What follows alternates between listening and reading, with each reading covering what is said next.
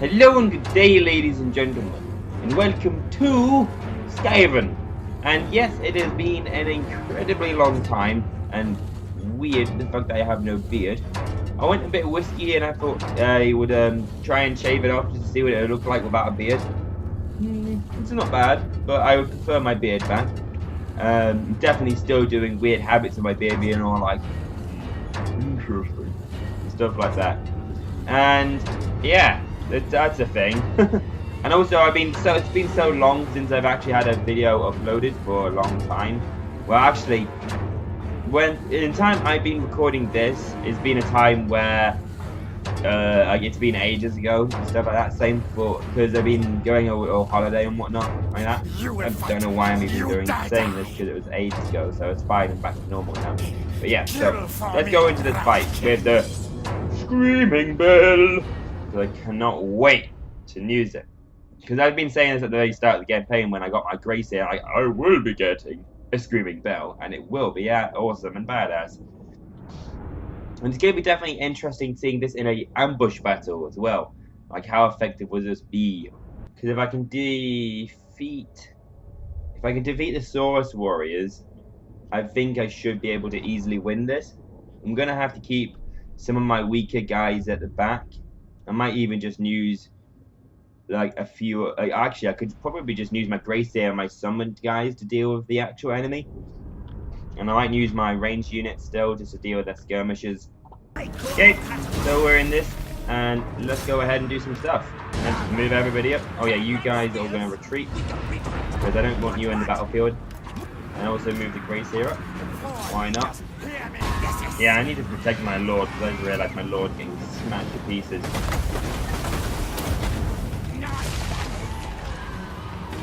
If I can block him off, that'd be great.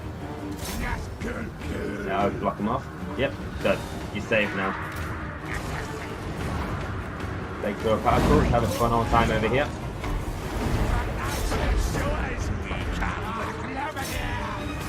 And yeah, let's just move these men up.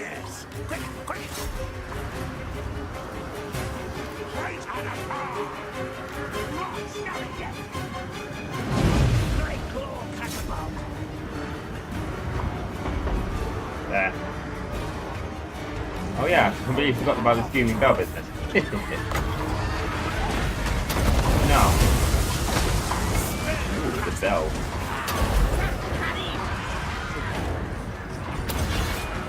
Now this actually might be a good excuse for me to have my Screaming Bell give armor piercing damage because I actually would have a decent charge bonus with it.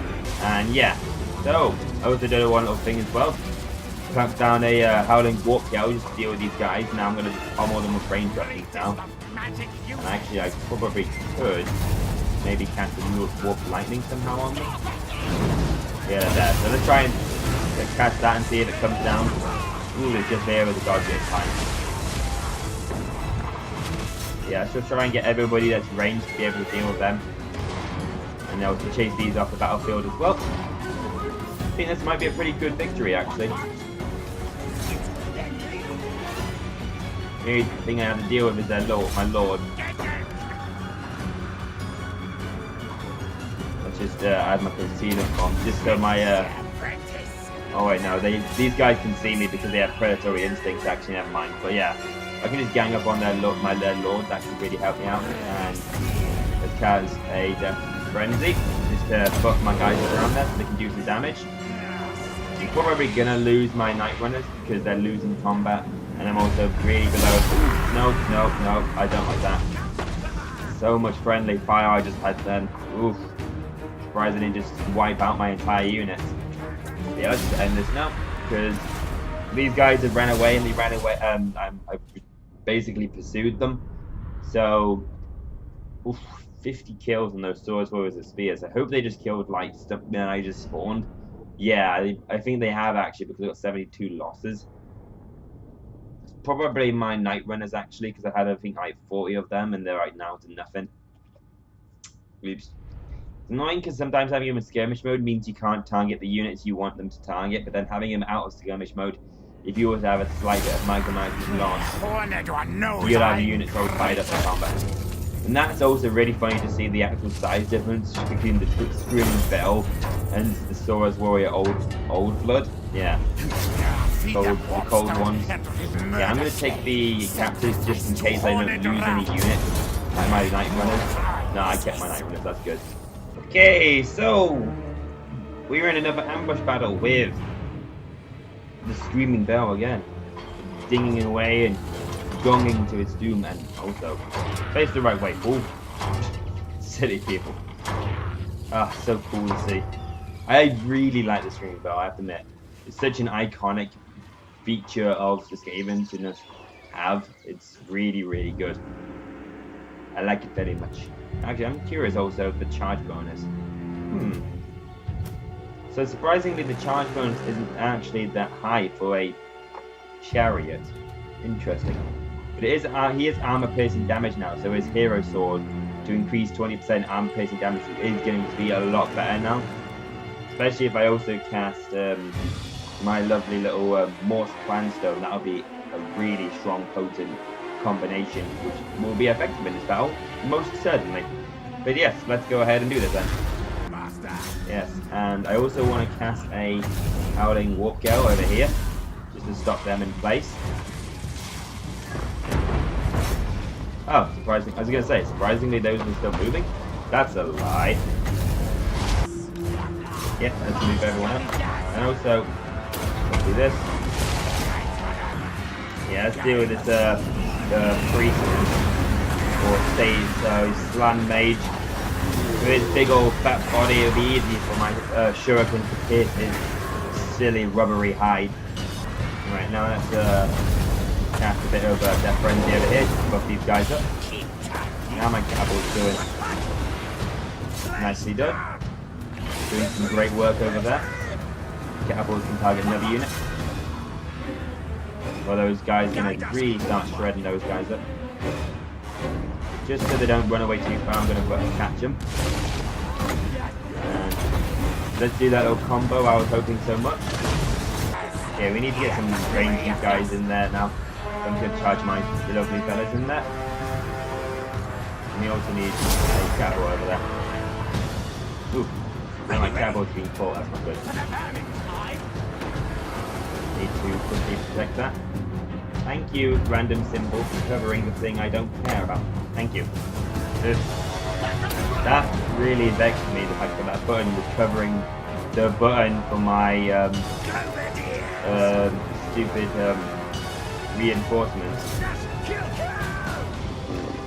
Yeah, we just target the rear of them. You guys can throw your little weapons into. Without units on the ground, the enemy's forces must land, or they will suffer penalties. And penalties they have received. So yeah, I didn't see much magic coming from them, considering he only got 16 kills as well. Tied him up in melee. I just realised that's why. When you're caught up in melee, you can't really cast a spell when someone's slapping you in the face. Yeah, it's like, cast it, yeah. Cast it. Yes, I thought. Just imagine that in like Harry Potter, just like, expect them a no. I'm sure someone does that as well. Like, you can't cast spells and someone's like distracting you or something. Oh, this is the moment I'm just out of attack range. Damn it, I bet you I am. Yeah, just out of range. He's gonna run back off into his little home. Oh no, he's not gonna have enough movement to get back. Oh no, he's gonna just run all back. You just move there to try and block his path, so he has to go around you. Okay, so we are in a battle, and we are fighting against the vampire count. These guys are going to be definitely very interesting. Yeah, and we'll basically try and tie up their units as much as possible. And now we're going to encircle them. Now, yeah, let's just bombard and try and find some good squishy areas to bombard them. I'm thinking over here. That's a good blob right there. Everyone's being tied up here and being shot to death. Well, with them being so low on health, actually, charging into them to slow them down would be helpful, actually. Oh, wait, no, they gained leadership because I charged them. I'm quite surprised. Nope, they're breaking again. Yeah, so those assassins and go runners should be able to easily deal with them. And we need some spears in there to help deal with those corpse carts. where the Lord is, Creek is ready to hunt you down. And add some more men over here. Start catapulting some shots in. Now my reinforcements of the dwellers below, more menace below I should say. And then add my cloud more stone over here, because that would really help buff up my lovely, tasty rat ogres. And back to firing some shots in. Jesus! That was random in my gut over my head. Throwing all their shots in like all over the place. So yeah, that's all of them dealt with. My catapults are nicely destroying them. And there's the guys have rallied. Good. Yeah, quick go back to deal with that Lord. I know you can get in there. No sneak move. And you're gonna take way too much time getting through these romans here, especially like here. You're just stuck on nothing. Now you're through. Get in there and charge in and have some fun. I would wait a tiny bit more time. Now, increase your armpits. Smash him in the face to death. Now where's the big old blood next? Over here. Over there, please, with that one. Charging over here, with their rear. Quick, still easily going to be able to deal with them. Hold down that Lord. Might be a close victory. That was a fast end time, because I think all of them just disintegrate and die, which is great. One great thing about fighting vampire counts is they're never going to just like, I'm going to retreat and then not have anything happen bad. So there's also another army I might be able to take on as well, but they have a lot of monsters. So it's going to be kind of funny just seeing monsters versus monsters. But I think in a 1-to-1 fight, in my opinion, Crypt Horrors are going to win against Rat Ogres, because we both have armor piercing, but Crypt Horrors have regen and poison. So yeah, that's a thing. I do have more than I think. Maybe you might have the same amount. Yes. Yeah, I'm definitely going to need the help in this situation. The only downside as well is I also have Crop Guard coming up as well, having some fun times as well with his small cavalry army. Oh, Jesus. Like, I don't know how much more over here he has with cavalry, but I'm guessing still a lot. And even then, that's a lot to deal with my... He only has one spear one, which in my opinion I would always just go for the spearmen, other than the just standard Cold One Riders, because having the anti-large on armor piercing is just way too good to not mess up. But yeah, and the honored ones as well are incredibly more armored. Thanks to me. So yeah, so now I could also try and deal with you now as well, if I really wanted to. But I might leave that for the next episode, because I've been already recording a lot already. Okay, so yeah, it's been a weird cut actually. I've just been looking at so many things right now. I'm trying to think of what I should do, changing some stuff around for my lords, so like the items they have. I have a feeling Serpent Coast will definitely fall, but it will be definitely curious for me to see what these other 5 units are that I haven't seen. Probably just more cavalry, or maybe spearmen probably. But yeah, that's a lot of cavalry. To be honest, it's probably just the point because he has nothing else he can recruit with. When I was over there, all he was able to do was just probably recruit those knights and maybe some other men, and that's it. And it wouldn't surprise me if these guys are still the guys that he had originally made peace with. And that'll be the case. Yeah, I know, maybe I could be able to deal with him. If I had more spears, instead of these clan rats here, I think if I had clan spears, maybe that'd be more beneficial to me. What's this then? The 13th scheme as well. Let me see. I don't know how long I have on my 13th scheme. 4 more turns. So I could beat him as well, my 14th scheme, to increase armor piercing damage against their cavalry. And then, yeah, maybe also my... I don't know, maybe it would be neck and neck with my Rat Ogres and them. So, I don't know, because they kind of have like an AoE attack. Whereas we actually, I think Rat Ogres kind of do have an AoE attack, sort of, where they make a bit of a blast damage. Or an area where they just hit everybody, where they pound the ground. Yeah, oops.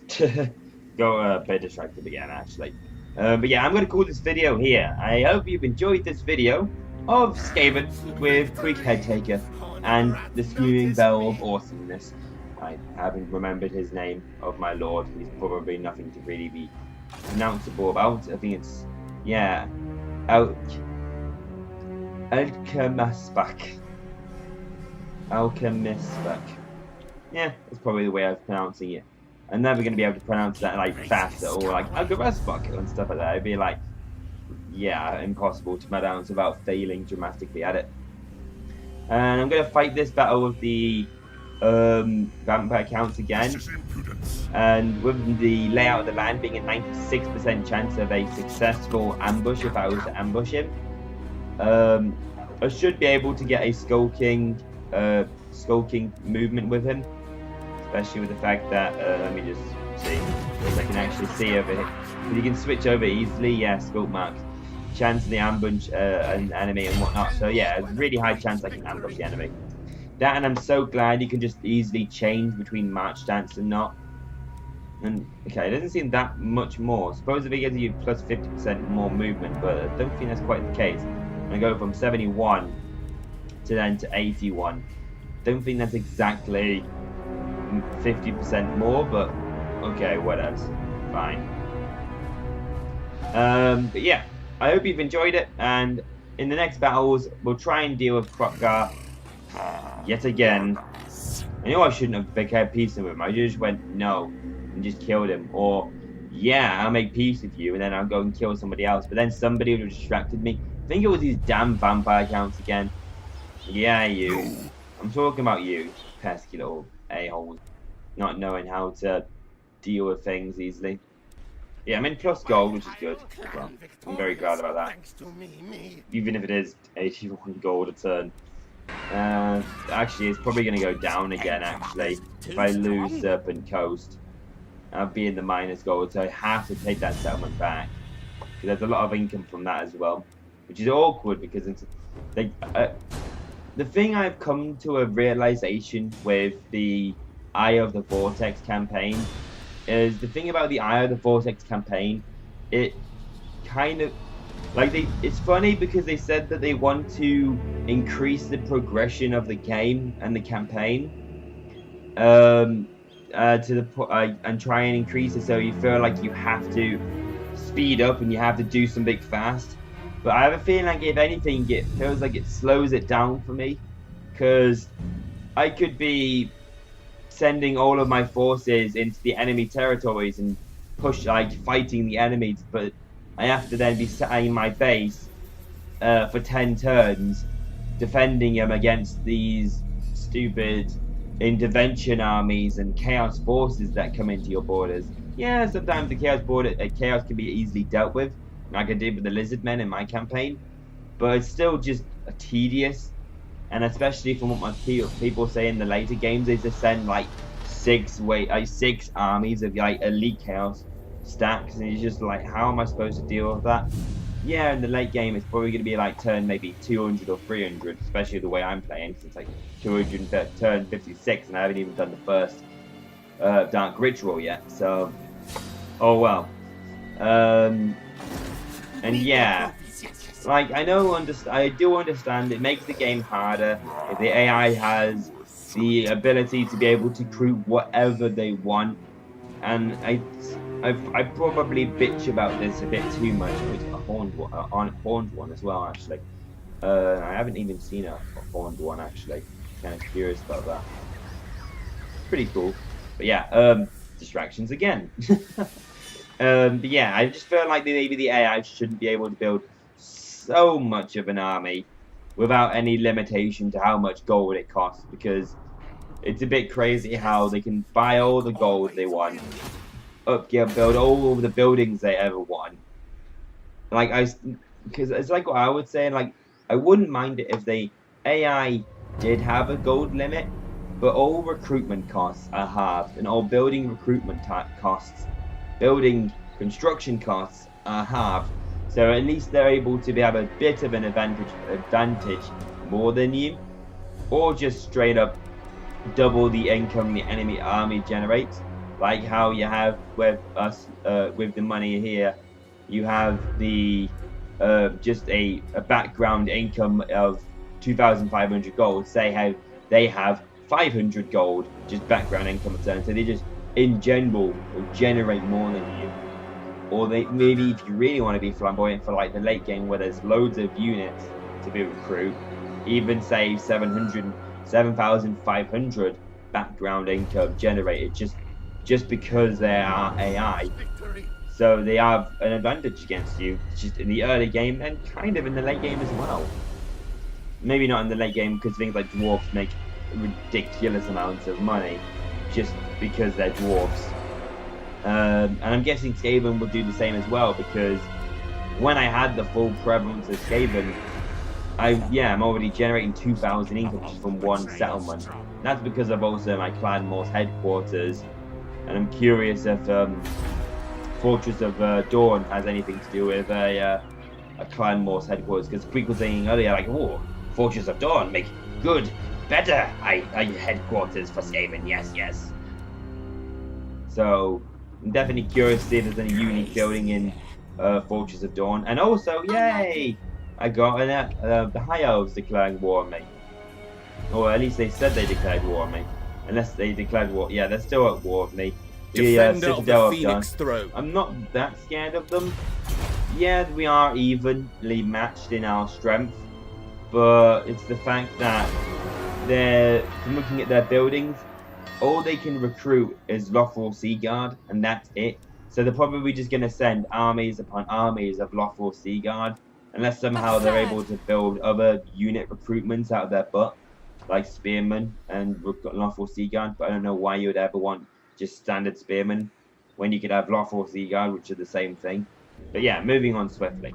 I've been probably speaking for like 20 minutes now, not actually ending my video. So yeah.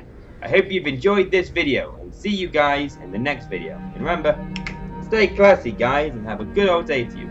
Bye! We look so weird now.